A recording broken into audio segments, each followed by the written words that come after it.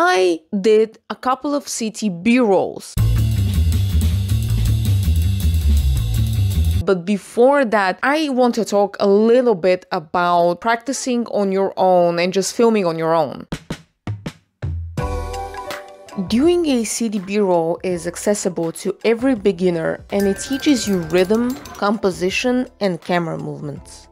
And you can achieve all of these with your smartphone. It's on par with practicing cinematography. You rely solely upon yourself and your environment to convey the idea that's in your head. I do encourage you to grab your smartphone and go out with the intent to film, because you notice how different things become then. And I guarantee you that if you walk down a street 99 times, the 100th time is going to be different, because now you'd be out with your smartphone looking at things and seeing how they look through your lens, and naturally you start looking for information that conveys or relates to that idea that you have. And you can start building the idea as you're walking, you can start building the idea beforehand and back at home, or you can build once you have a handful of clips in your editing timeline. There's no wrong answer here on how you approach a story. There's different things that you can find in your environment that are unlike each other. So going out with the intent of filming something, you start looking for that something. Your mind is adjusted, it's fine-tuned to that different melody of I am out here to film, I'm out here to build a story through this environment and through my relationship with this environment. Alright, now we are in DaVinci Resolve and we have 3 timelines with 3 kind of different city B-rolls. They're all coming from the same handful of clips, but they are arranged in a slightly different way and supported by slightly different music. Let's take a look at the first one.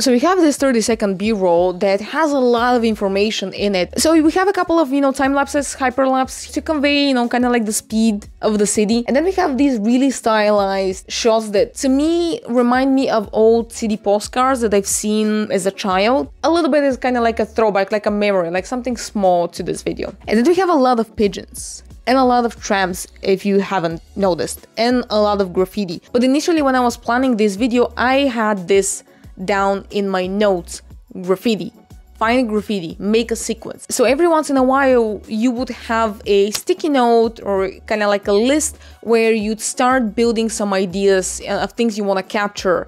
Say I want to do some landmarks, I want to do some graffiti, I want to do some people walking around, I want to do a hyperlapse, I want to do a time lapse, I want to capture some historical buildings, I want to capture some traffic. So I want a bit of a variety of elements that represent, any given city. But what happens when we drop down the length of the video to 15 seconds? Let's go to the second timeline.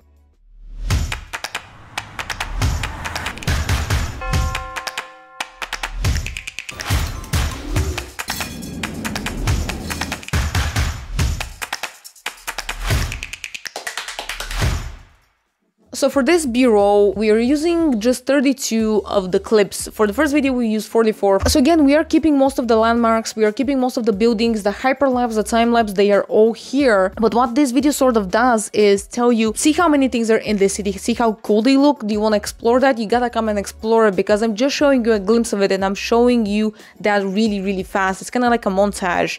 And I'm inviting you to come and explore it. So I'm giving information, I'm revealing information, but I'm not staying too long on it. I'm just teasing. Okay, but then what happens if we slow down the video a lot more? Let's go to the third timeline and the third and last B-roll.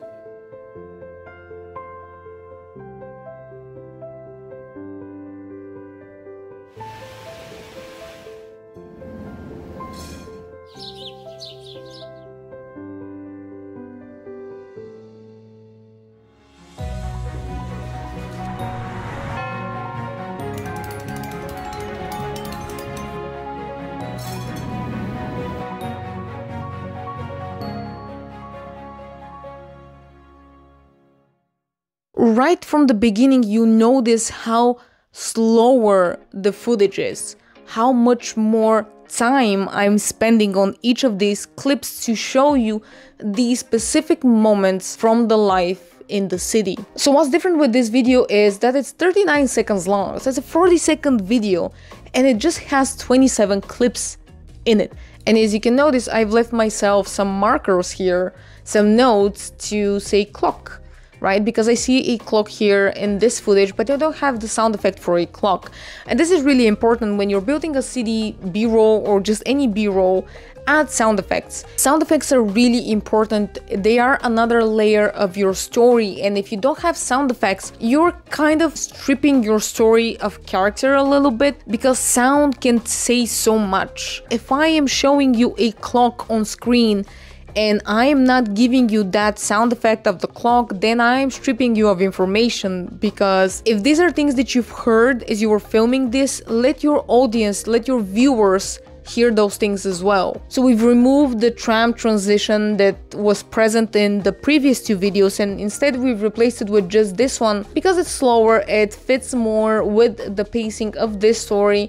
We have some shops at the background that I feel are really nice. They have a really warm feeling and warm light to them, and so does the tram with this bright orange. Again, the entire color grading for this clip is a lot warmer than it was on the first and the second. As you probably noticed, 90% of the shots in like these B-rolls are either handheld or static, you know, on a tripod. If things feel complicated at the beginning or you are not really satisfied with the stabilization that your smartphone has, keep things simple. The fact that you're doing solo cinematography or solo B-roll practicing doesn't mean that you cannot apply, you know, camera movement. You can still mimic a Jeep shot. You can still do a pan, a tilt. You can still play around with the foreground, especially when you're revealing some, you know, subject or object or your environment. It's always good to have something, you know, to create a little bit more of a dynamic shot. You know, the entire point of this video is for you to understand that it's okay to film on your own. Oftentimes you won't have a friend available to tag along and help you with this video. And that doesn't mean you need to use this as a crutch, you know, as an excuse to not go out there and practice. It's actually quite the opposite. You need to be motivated by that to commit to this and go out and film. Commit time to learn, but also commit time to practice. And it's amazing to have YouTube as your learning environment. But if you don't take those practices, those tips and those ideas and put them into practice, then you are not advancing. Yes, it can, you know, the results sometimes can be a little bit meh. When you look at the footage and you're like, I could have done this way. Next time, do it that way. Write it down, write down what you wanted to do and why you feel like you wanted to do it this way. And next time you're out there, think about this. Think about, okay, maybe I could have done a jib shot here. You know, can I do this now? Does it make sense for what I'm seeing in front of me? It's going to get easy not only to do city B-rolls, but also to place yourself as the subject, to better study composition. All that comes from practicing, and all that comes from you committing to do this on your own and being fully aware that sometimes there's no other way. And the next time you go out to film with a friend, then it's going to be a lot easier because you would have had those hours upon hours of practice and you would know how you want to set up a specific shot. And using your smartphone enables you to do so much because it's so compact.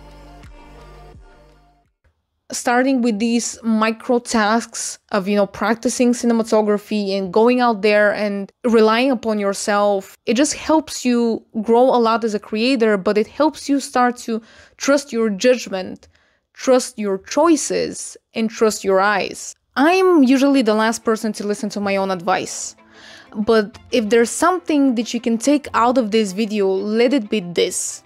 Everything that you've done has somehow built you as a creator and has somehow taught you something. You only need to be able to see what that thing is and be able to grab it and adapt it, improve from it. We've all started somewhere and all of our first videos were kind of shit, but they were made with heart and they were made with desire. I think that's really important. So have a draft once you're out there. Look at your environment and think about the clips that you shot and how those clips would relate to each other. You know, is there information carried over?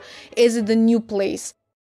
So if you're watching this on your smartphone or looking at your smartphone right now, grab it, put on some shoes, and go out there and film. Film everything. Film your commute, film your, day, film your city, film yourself, and see how you perceive things.